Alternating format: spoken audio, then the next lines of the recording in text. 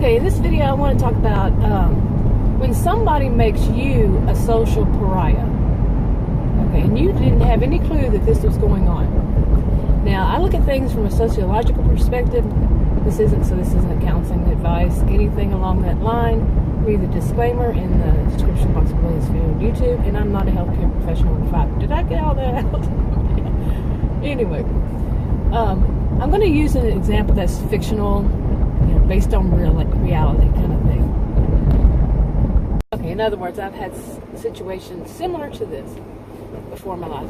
But I'm going to go back and say, let's say that you grew up in a town or a community, neighborhood, whatever, but it was very close. People knew one another, a lot of people knew one another, and it wasn't all distant like where I live now. But people really, they had a sense of community. And as you got older, once you went to, say, become 18 or whatever age, you moved away when you were young, went to college, whatever. And you developed your life somewhere else. I don't know what in the world is going on up there. Okay, where was I? Anyway, you've moved away. You're an adult.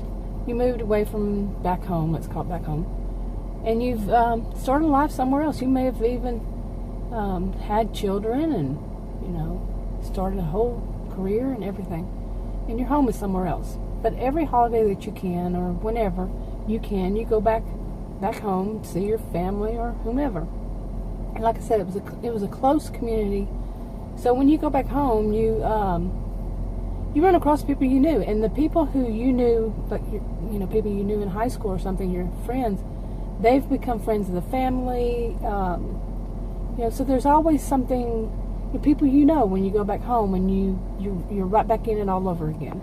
Okay, now that feeling of that you're picking up where you left off, it can be a problem, because the people over years they've aged and grown, and they change, their personalities develop and change, and community situations and all. So have you. And if somebody doesn't realize that, really sit down and think about, these are not the same people that I grew up with, they're not the same, and they don't treat you as though you've changed too, that can be a problem. Not always a problem. One size doesn't fit all. But anyway, it's important to see that things aren't always the same. They're not the same as when you were there. When you live somewhere else, your life is somewhere else, you don't see them that often, things are different. Well, at some point when you go back, you start to see that things are too different. Something's really not right from where it used to be.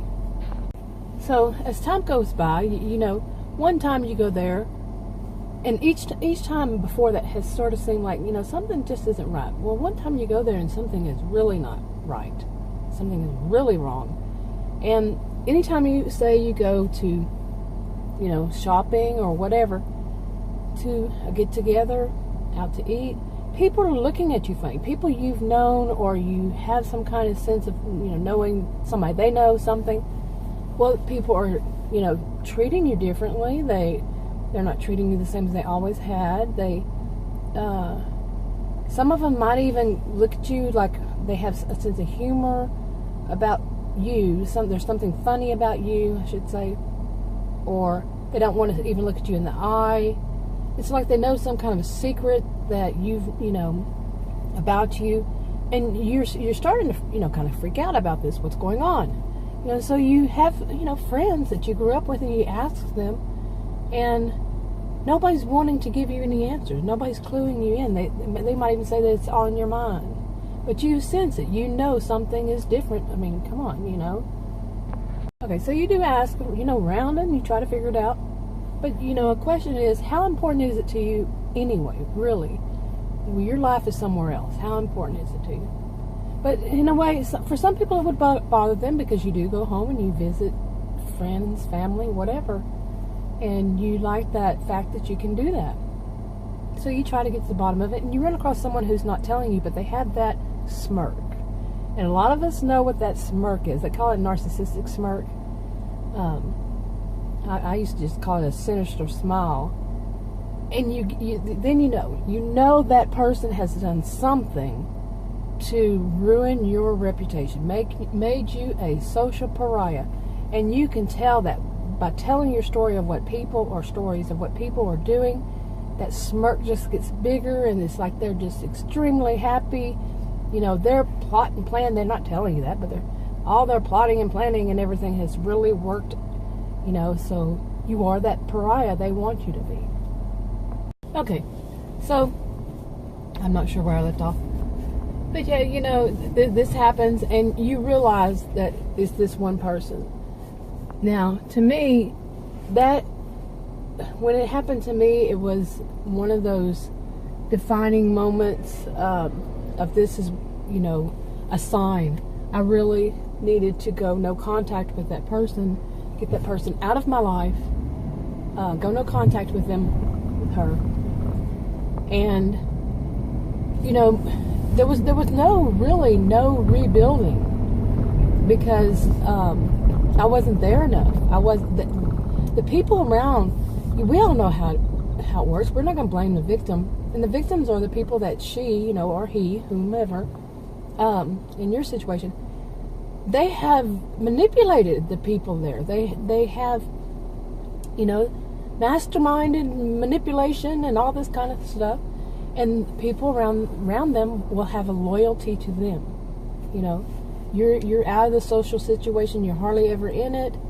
And of course we could say, well, why didn't they have any loyalty toward me? Well, we know we can't blame the victim. We have to know that it's the person who's doing it, you know. Now, for me, in mine, one woman, a really good friend, she, I kind of wormed it out of her. I've known her since we were real young kids. And, I could read it. You know, what she didn't say I could read. You know, how you know somebody so many years, you know. And, you know, she and I kept in touch, too. I don't know why they were sitting that far back. But, so I knew, you know, I had to do it, and you know, to go no contact with this person who I was going to call her a pariah.